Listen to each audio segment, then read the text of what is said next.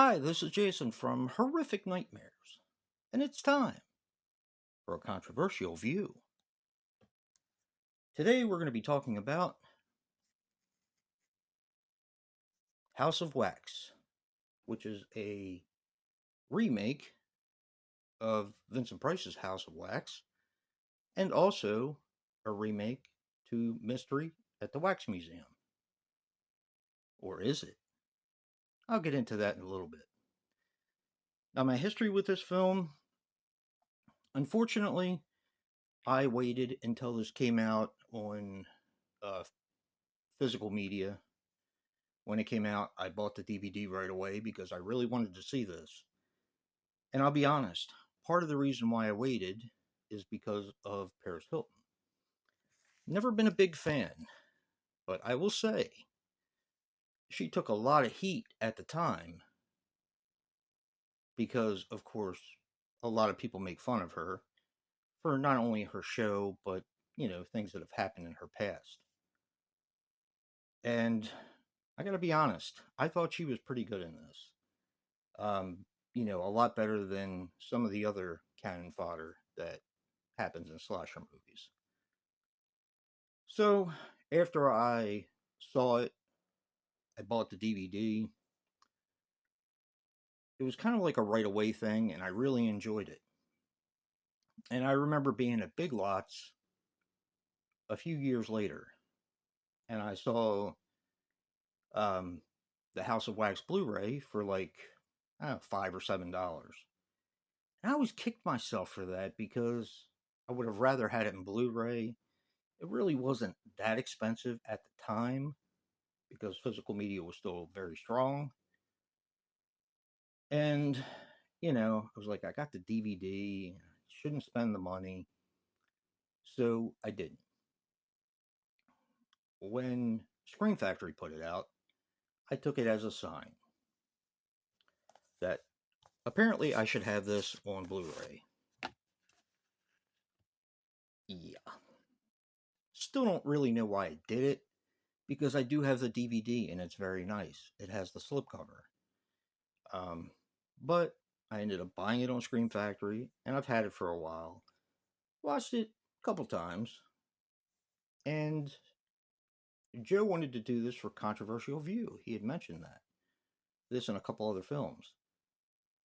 And I was thinking to myself, what is so controversial about House of Wax? Well, it's not necessarily a House of Wax remake. What it was originally intended to be was a tourist trap remake. And when you watch the movie, keeping that in mind, it all falls into place. I love Tourist Trap, I always have, but for some reason, I just strictly saw it as a House of Wax remake. But of course, I thought that they were putting their own stamp on it. Little did I know that it was supposed to be Tourist Trap. And now that I see it, I can't unsee it. So even IMDb, when I looked it up, said that this was a loose remake of Vincent Price's The House of Wax and Mystery of the Wax Museum. And, I can see some of that in it. But I think the reason why they changed it is because House of Wax carries a more powerful name. There was actually $40 million spent on this remake, including the reshoots, I'm sure. And I'm sure they had to do a few here and there in order to make it more of a House of Wax remake. But $40 million is a lot for a horror film. And initially, it really didn't do that well. It made back its money, but not its. Let's see. They said it made basically back the budget, but there was, of course, publicity spent on it. They never recouped that until physical media. So think about that one for a while. That's why we say physical media matters, because in DVD and Blu ray sales, it made back everything else. So, and the twist in the film at the very end, I always forget that that exists. I don't know why, but I always forget.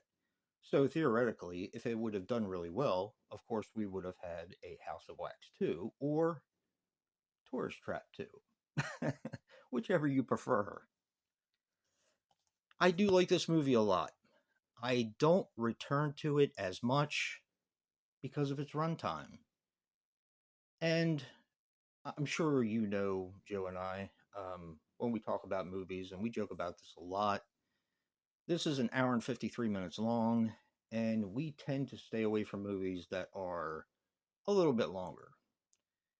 In my opinion, and I know Joe feels the same way, 85, 90 minutes in and out, that's usually really good um, for a horror film, especially a slasher movie. This one's an hour and 53 minutes. And even though I really like this film a lot, I still feel like 10, 15 minutes could have been trimmed off of it easily.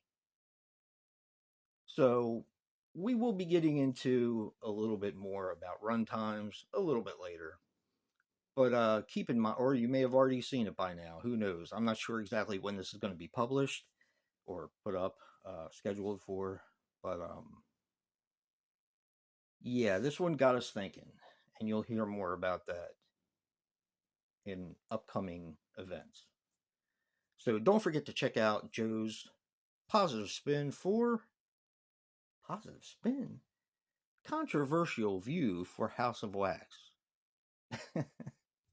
And remember, guys, physical media matters. And until next time, peace.